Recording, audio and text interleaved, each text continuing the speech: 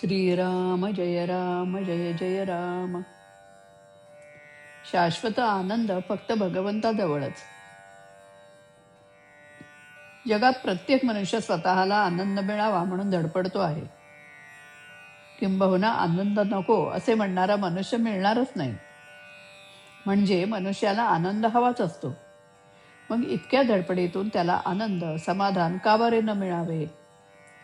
याला कारण असे की हा शाश्वत आनंद एका भगवंता वाचून दुसऱ्या कुठेही मिळणे शक्य नसल्या कारणाने त्याचे प्रयत्न व्यर्थ आहेत.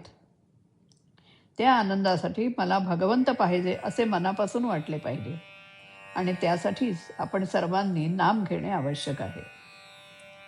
आपले मन भगवंताच्या चरणावर चिकटवून ठेवावे आणि देह प्रारब्धाच्या प्रवाहामध्ये सोडून द्यावा.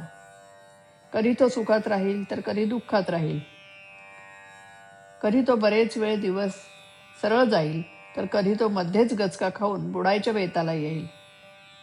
पण त्याच्या कोणत्याही अवस्थेमध्ये आपला आनंद कायम राहील. तुम्ही सर्व माणसे फार चांगली आहात. भगवंताचे नाम घेता हे मला माहीत आहे. परंतु नामाचे प्रेम तुम्हाला येत नाही हे पाहून मला फार वाईट वाटतं. तुमच्यापैकी प्रत्येकाने मनापासून विचार करून ठरवा की मला नामाचे प्रेम येण्याच्या आड काय येत असेल बरे? तुमची परिस्थिती आड येते का? इथे मंदिरात राहणाऱ्या माणसांनी तरी नामाचे प्रेम यायला परिस्थिती आडवी येते असे म्हणणे बरोबर नाही. तुम्ही इथे आनंदाने राहा, मंदिरात जेवा आणि राम राम म्हणा असे मी सांगतो.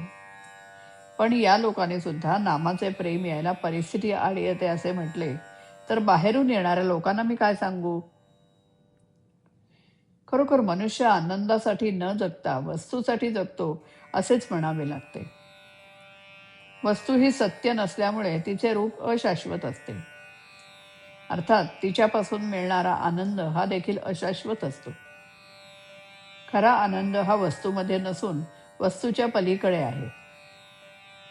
आपण भगवंताजवळ आनंद मागावा. त्याने वस्तू आणि आनंद दोन्ही दिले तर फारच बरे. मात्र चिरकाळ टिकणारा आनंद हा नेहमी वस्तुरहितच असतो. एका स्टेशनवर पेरू चांगले मिळतात म्हणून एक जण गाडीतून खाली उतरला. तो पेरू घेण्याच्या नादी किती लागेल तर आपली गाडी न चुकण्या इतका. हे जसे खरे त्याप्रमाणे आनंदाच्या आड येणाऱ्या वस्तूंच्या मागे लागणे बरे नाही. आनंद जोडणाऱ्या गोष्टींचा आपण विचार करूया आणि नामस्मरणात राहूया. काल जे झाले त्याबद्दल दुःख करू नये. उद्या काय होणार याची काळजी करू नये. आज मात्र आनंदात आपले कर्तव्य करावे. वेळ सापडताच तो व्यर्थ गप्पा गोष्टीत न घालविता नामस्मरण करावे. श्रीराम. आनंद हवा मग कान मिळे, नैराश्य मानवा कसे गिळे. आनंद हवा मग कान मिळे, नैराश्य मानवा कसे गिळे. वस्तूसाठी मानव जगतो, आनंदाते म्हणून मुकतो. वस्तूसाठी मानव जगतो, आनंदाते म्हणून मुकतो. क्षणोक्षणी अंतरी जळे, नैराश्य मानवा कसे गिळे. आनंद हवा मग कान मिळे, नैराश्य मानवा कसे गिळे. नामस्मरणी संतत राहू, नामा माझी रामा पाहू.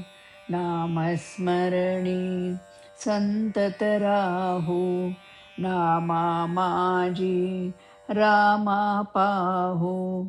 तर भक्ती कमल हलके उमले, नैराश्य मानवा कसे गिळे. आनंद हवा मग कान मिळे, नैराश्य मानवा कसे गिळे. निज कर्तव्ये मग्न असावे, फलाशेत मन न च गुंतावे. निज कर्तव्ये मग्न असावे, फलाशेत मग न च गुंतावे. वस्तुरहित आनंद कळे, आनंद मानवा कसा मिळे. आनंद हवा मग कान मिळे, नैराश्य मानवा कसे गिळे. नैराश्य मानवा कसे गिळे. नैराश्य मानवा कसे गिळे. श्रीराम